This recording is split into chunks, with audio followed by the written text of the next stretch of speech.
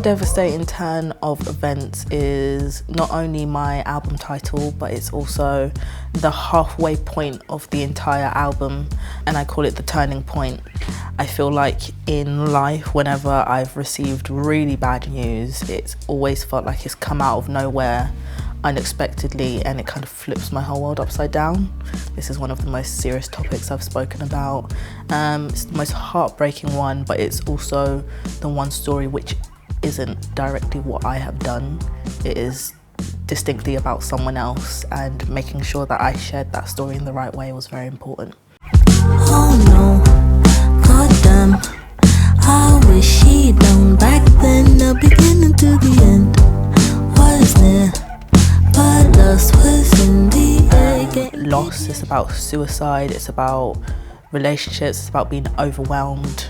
It's also about how things affect people differently, because we have all felt what she has felt before.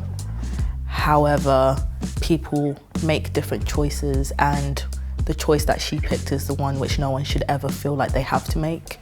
But a lot of people can end up getting to that point if they don't have the right support system around them. I've been where she's been, story-wise and pain-wise, and the way she felt, sometimes you do feel like you want to end everything, and she's actually done it. And I think it's understanding that we should give people a lot more grace and understanding and love, but hopefully people will hear it and change their mind if they ever wanted to go through that route. A morning sickness, and she knew it from then. She'd be crying in despair to her mother, out of wedlock, which her family despised. But if she lost it, it would still be a crime. Now she's crying from the side of her mother.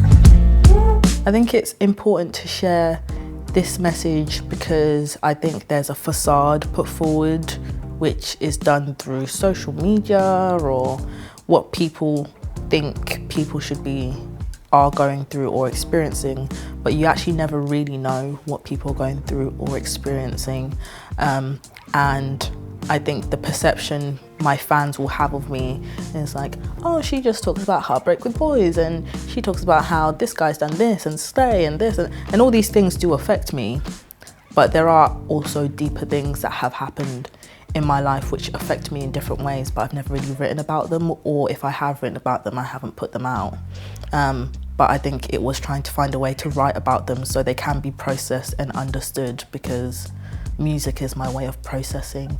And I hope that by having it out, it will allow other people to process if they've ever lost someone in that way, or know someone who's gone through that, or been affected by someone else's story. Spamming messages with tears in her eyes.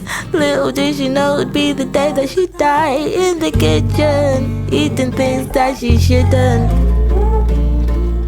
I felt a bit like an outsider in that situation because I have, family in Africa and family in the UK, and my siblings were born in Africa and I was born here.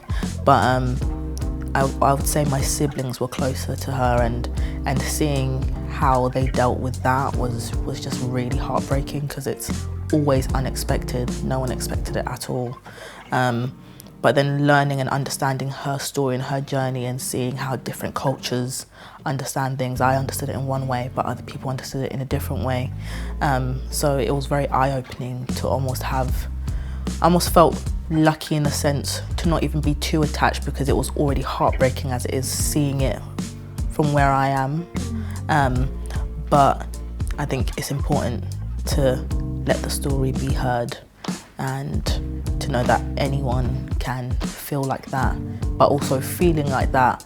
I don't want to say it's normal, but to a degree it is. I think people get really scared about suicidal thoughts and feeling like you want to give up, but actually so many people do go through those things, and it's always right to speak up about it before it hits that point.